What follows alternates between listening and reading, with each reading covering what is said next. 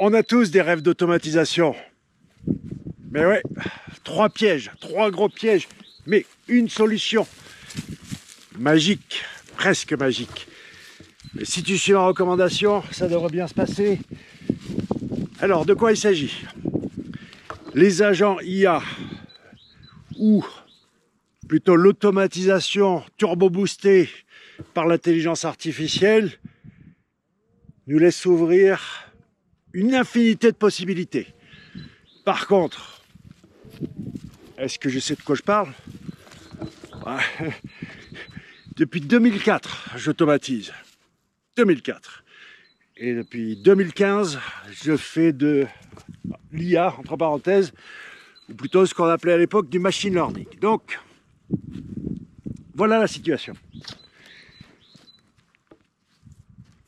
On te fait miroiter que tu vas avoir des dizaines, des centaines de digital workers, que tu peux donc avoir une armée de robots virtuels qui vont bosser à ta place et tu peux aller à la plage ou faire du cheval. Est-ce que c'est vrai? Oui, c'est vrai. La preuve. Sauf que il y a vraiment trois gros pièges et ils s'enchevêtrent les trois. Je m'explique. Important, écoute jusqu'à la fin pour la solution, parce que si tu prends pas le taureau par les cornes, comme on dit, c'est une soupe de nouilles chinoise, d'accord? Ça trempe dans le bouillon et toutes les nouilles sont emmêlées. De quoi je parle? Depuis 20 ans que je fais ce métier de marketing digital, ben c'est même plus des centaines, c'est des milliers de boîtes, moi. En tout cas, des centaines où j'ai pu auditer, évaluer que la situation du point de vue de la fluidité entre les différents composants de l'entreprise sur le numérique, ça marche pas, c'est cassé. Exemple, les commerciaux vont avoir des tablettes Galaxy, Samsung, comptabilité va être sur Excel, la logistique, ils vont avoir un papier, un crayon, les produits, ils vont être va via un CRM, le marketing, le contenu, ils vont bosser avec WordPress, Notion, Stack, Discord pour papoter, WhatsApp, ensuite les différents CMS, les différentes solutions de... Il y a une infinité de possibilités du point de vue de la techno. Donc imagine toutes ces applications avec des systèmes propriétaires et surtout la data, la donnée qui est traitée de manière différente.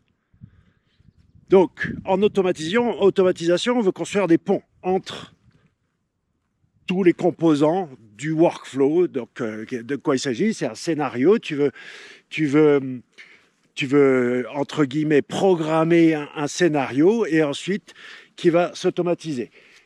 On arrive dans une ère où l'IA, les agents IA vont pouvoir être de plus en plus autonomes, vont pouvoir prendre des décisions. Oui, je pars en voyage à Bali, prépare-moi mon voyage. C'est pas une utopie.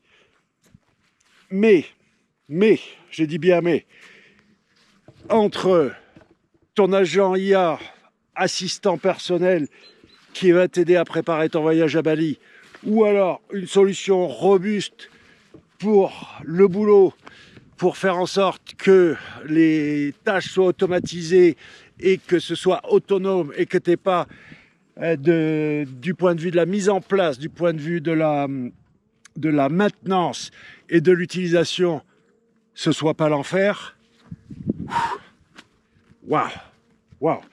Donc on n'est pas trop mal du point de vue d'avoir des agents IA assistants personnels qui peuvent nous assister dans la vie de tous les jours. Maintenant, du point de vue de la productivité de l'entreprise, ça peut très très rapidement se transformer en enfer si tu prends pas la précaution dont je vais te parler dans quelques minutes. Mais les 3 problèmes, quels sont-ils? Donc numéro 1, plein d'applications, plein de composants de l'entreprise, et même toi, si tu es en solo, hein, tu vois bien que même dans notre vie numérique, j'utilise Google, Amazon, Apple, ça marche pas, c'est pas fluide, non, c'est cassé. Les Chinois, eux, ils ont WeChat, une icône, une application, et toute leur vie numérique est recentrée dans cette application. Ils ont leur PayPal, leur Amazon, tous les composants de leur vie numérique, et que TikTok qui est à part. Mais sinon, toute leur vie numérique est centralisée dans une application. Est-ce que c'est bien? Est-ce que c'est pas bien? Filer sa data à une boîte ou à 5 ou 6, chacun jugera.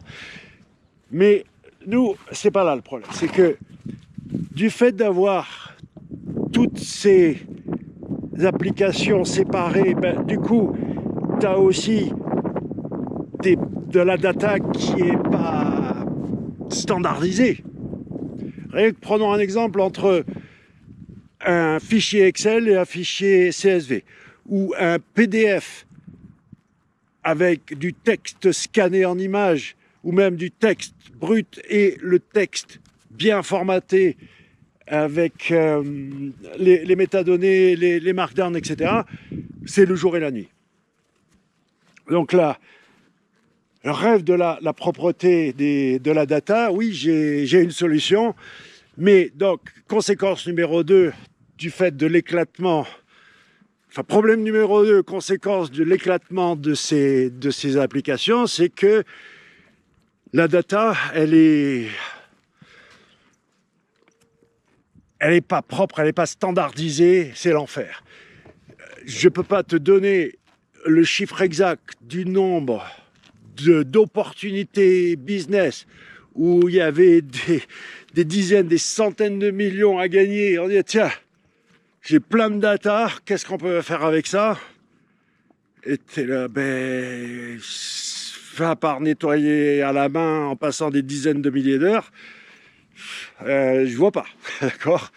Mon ami Christian Méline, paix son âme, a nettoyé la langue française à la main. Des dizaines de milliers d'heures, il a passé tout seul pour nettoyer la langue française à la main. Parce qu'il n'y avait pas d'autre option. Et j'entends ce qui va arriver à dire, ouais, mais ok. 2004, je trempe dans ce problème. Donc, ça sera plus vite fait d'évaluer les solutions que j'ai pas entrevues plutôt que celles sur lesquelles je me suis cassé les dents. Donc fais-moi confiance pour ça, parce que le fait que cette data soit décorrélée, que ces applications soient décorrélées, fait que la data est décorrélée, qu'elle n'est pas formatée, et puis après, donc on se retrouve, au lieu d'avoir des jolis bridges, quoi, des passerelles entre les applications, parce que c'est ça l'automatisation. Tu veux que toutes tes et on y arrive, d'accord, on y arrive, et c'est l'enfer. C'est l'enfer. Et on peut solutionner tout ça grâce à un truc. Parce que après, tu vois, tu as ton système. Donc, je ferai une vidéo, par exemple, pour entre make.com et N8N, quel avantage et inconvénient des deux. Spoiler alerte, juste pour publier sur les réseaux sociaux, make.com fait le job. Si tu veux vraiment un outil professionnel à possibilité infinie, oui, N8N est plus approprié. Mais le fait est que quand tu as ton workflow, donc à ton scénario qui a pris une éternité à programmer, et ça fonctionne, par miracle.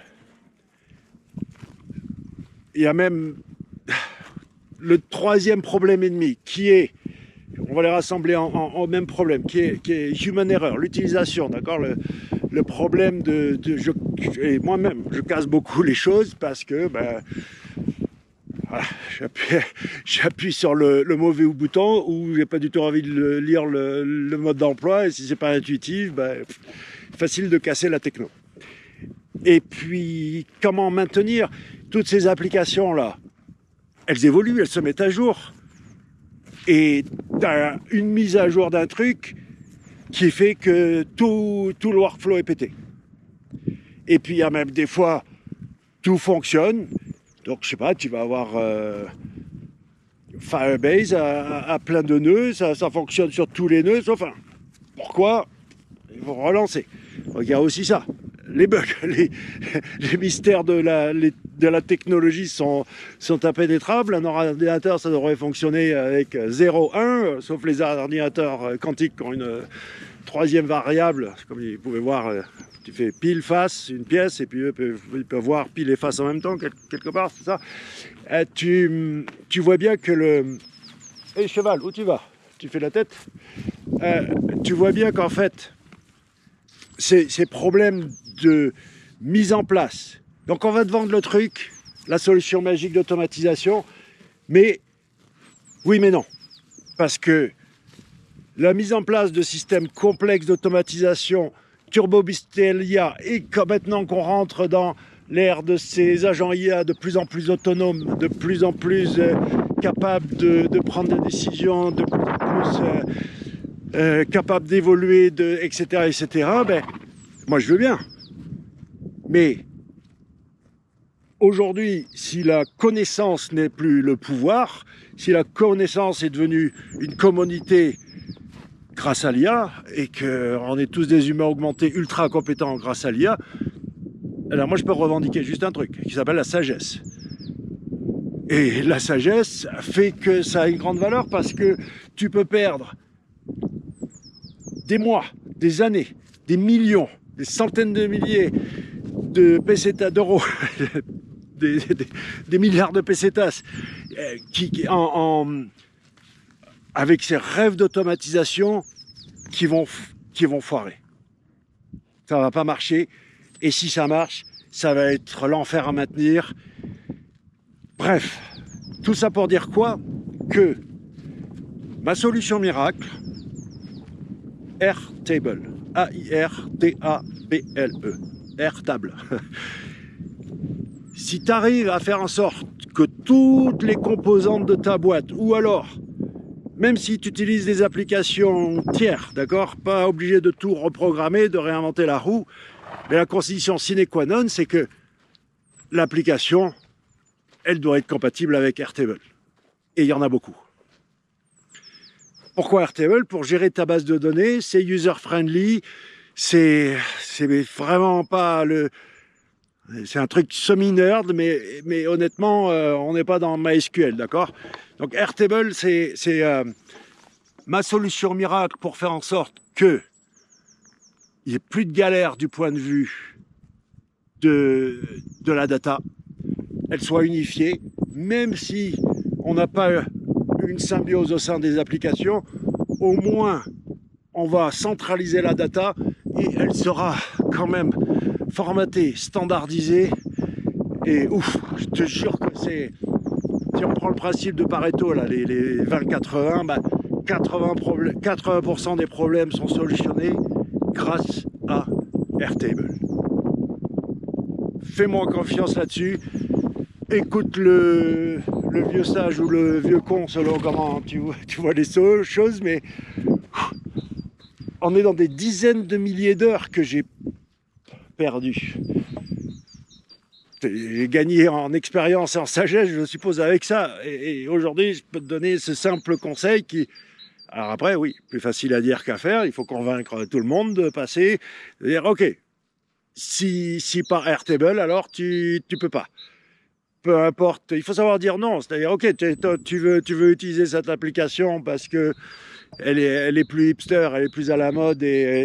Non, déjà, pas la peine de réparer quelque chose qui n'est pas cassé. Et puis, condition sine qua non, toutes les composantes de la boîte, le nœud central de la data, Airtable, et je te jure que tu as solutionné, principe de Pareto, 80% des problèmes, et les 20% restants vont être quand même vachement plus...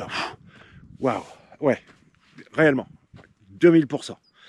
Maintenant, je sais que parmi ceux qui m'écoutent, il y en a qui commencent juste dans l'automatisation. Je vais terminer parce que je vais parler de Mind Studio et je pourrais faire un comparatif, mais c'est vrai que dans les agents IA, là, il faut voir que de Manus à l'opérateur ChatGPT en passant par les alternatives de Manus, si tu tapes Manus alternative GitHub, tu vas voir plein de trucs. Il y en a une, un nom m'échappe, que j'utilise, qui est basée sur DeepSeek. Le gars, il est de Toulouse en plus. Aïe, aïe, aïe. Tu cherches Manus, je suis pas devant mon ordi, mais alternative, Manus, GitHub, DeepSeek, tu devrais retomber dessus. Agentic Manus, désolé, j'essaierai de me rattraper la prochaine fois. Donc oui, je t'ai proposé Mind Studio qui est génial pour faire, et dans mon dashboard, là, tu as plein d'outils, mais chaque outil fait une chose. Mais au moins, c'est unifié dans la même console, dans le même dashboard. Et je peux créer une API à partir de tout ça. Et donc, je peux utiliser mon IA. Il est où mon cheval? Je peux utiliser mon IA en local. Le monde est parfait. D'accord? Là, je passe tout sur Mind Studio. Maintenant, si Mind Studio part en vrille, ben écoute, qu'est-ce que je te dis? Ça a l'air d'être une boîte plutôt sérieuse, mais c'est clair que la règle numéro 1 de dire je veux être souverain du point de vue de la technologie, entre le facteur environnement d'utiliser en local browser-use.com qui est super nardi et qui marche pas bien avec mon Ollama en local, qui marche pas mal avec l'API OpenAI. Allez, c'est juste une question d'impatience. Je suis sûr que dans quelques semaines, quelques mois, browser-use va fonctionner avec Ollama comme il faut. Mais ouais, Browser-Use, c'est quand même une super solution. Mind Studio, c'est une super solution. Manus, cher à mon avis, cher et très nerdy. Donc même, on utilisait un truc qui s'appelait Zenoposter avant l'IA. Pour automatiser des tâches, Zenoposter marche très très bien, voire même Automator sur Mac qui remonte au système 7. Dans les 90, pourquoi réparer quelque chose qui n'est pas cassé? Et de l'autre côté, on peut réellement dire que va y avoir, tu vas voir, il y a plein d'agents IA qui vont sortir, ou de solutions pour créer des agents IA, mais beaucoup vont être des wrappers, c'est-à-dire en fait un hub qui rassemble des outils existants. Et dans ce style, il y a un truc qui s'appelle Genspark, GENSPARK.ai, qui est beaucoup plus user-friendly que Manus. Est-ce que c'est plus puissant pour certaines choses? Peut-être. Et bref, jetez un coup d'œil à Genspark, qui peut être complètement complémentaire à Mind Studio pour faire plein de trucs comme... ouais, je pense que c'est ça aussi, c'est-à-dire que si tu pars, alors là, tu vois, je viens de te dire Airtable, il faut que tout soit centralisé autour de Airtable, mais là, je te parle plus en mode nous qui pourraient être des humains augmentés sur le plan perso. Donc, en laissant les solutions d'entreprise de côté, oui, il faut centraliser autour de Airtable, mais nous qui voulons évoluer au sein de la technologie en étant augmentés et surtout au prix le plus raisonnable, c'est clair que c'est un autre enjeu et qu'il va falloir continuer de s'adapter avec tous ces trucs nouveaux qui brillent. Mais à la limite, si tu gardes ton cap, si tu dis « Ok, moi ce que je veux, c'est, personnellement, je veux 80% bosser en local. Je veux que mon IA, je veux être souverain dans mon ordinateur en local, pas dans le cloud en SaaS. » Mais il y a plein d'enjeux de sécurité. Par exemple, le protocole MCP qui vient de sortir. Ok, on bossait avant sans MCP, super.